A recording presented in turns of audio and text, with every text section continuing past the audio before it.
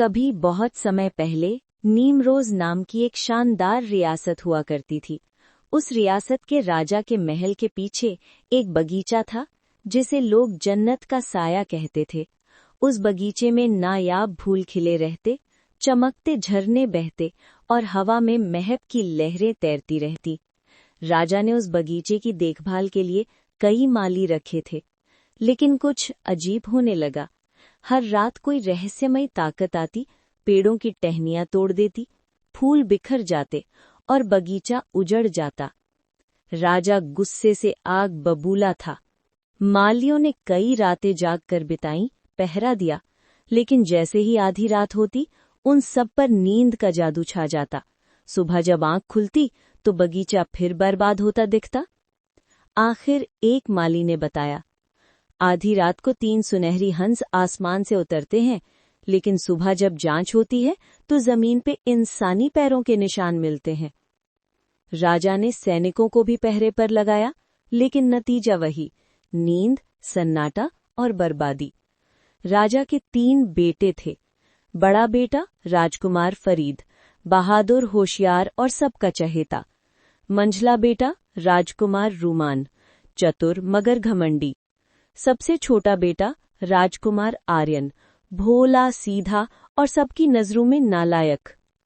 एक दिन फरीद ने कहा, पिताजी, मुझे अनुमति दीजिए, मैं इन रहस्यमयी मखलूकात को पकड़ लूंगा। राजा ने मंजूरी दी। फरीद रात को बगीचे में गया और एक पेड़ के पीछे छिप गया, लेकिन जैसे ही चांद पूरा निकला, नींद ने उसे घेर लिया। सुबह जब आंख खुली तो पेड़ों की टहनियां टूटी पड़ी थी। राजा ने गुस्से में कहा, अगर तुम मेरा बेटा न होते तो तुम्हें पूरे शहर में शर्मिंदा करता। अगली रात रुमान गया, मगर उसका भी वही हाल हुआ। तीसरी रात आर्यन ने कहा, पिताजी, मुझे कोशिश करने दीजिए।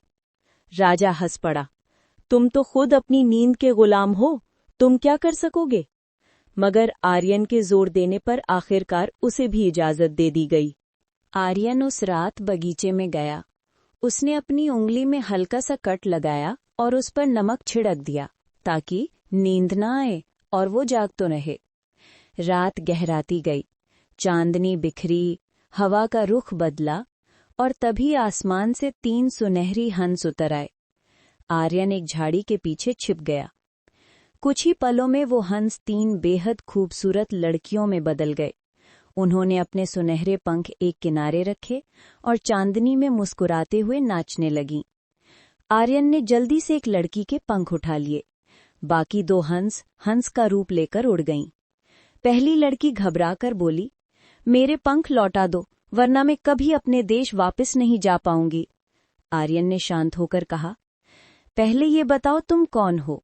लड़की बोली, मैं चांदनी घाटी की राजकुमारी एलिना हूँ। एक निर्दयी जादूगर ने हम तीनों बहनों पर जादू किया था। हमें हंस बना दिया गया था। उसने कहा था कि जिस दिन कोई इंसान हमारे पंखों को छू लेगा, जादू टूट जाएगा। आर्यन ने कहा, तो अब तुम आजाद हो गईं, लेकिन तुम यहाँ क्यों आई थीं?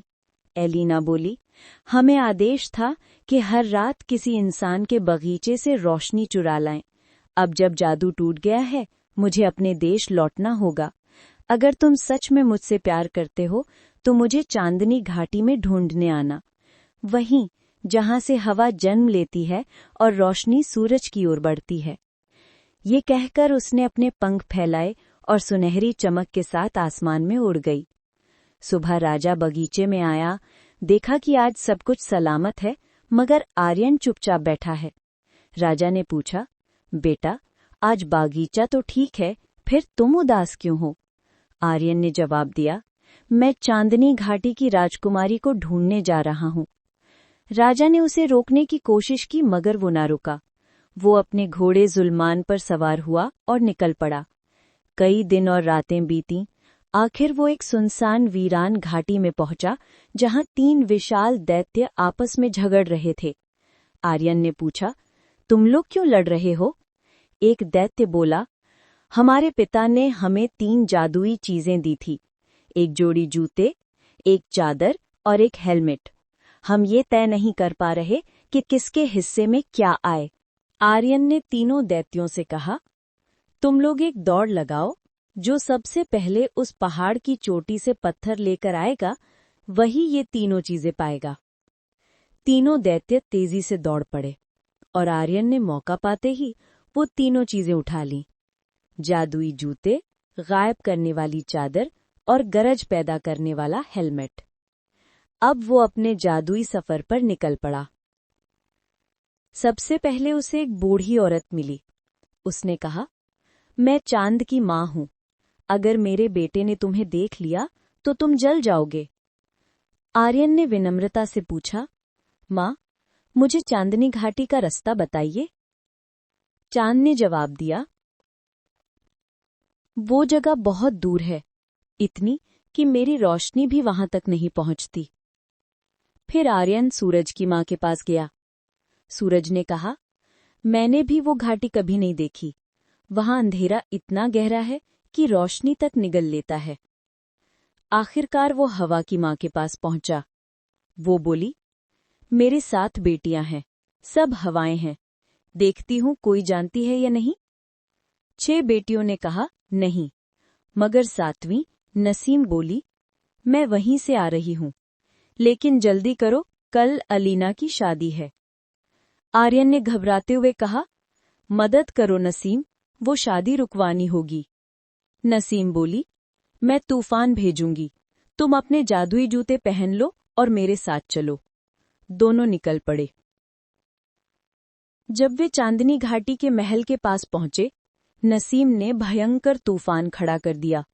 पेड़ झुक गए, पर्दे उड़ गए, बारात तितर बितर हो गई। आर्यन ने गायब करने वाली चादर ओढ़ी और महल में दाखिल हो गया।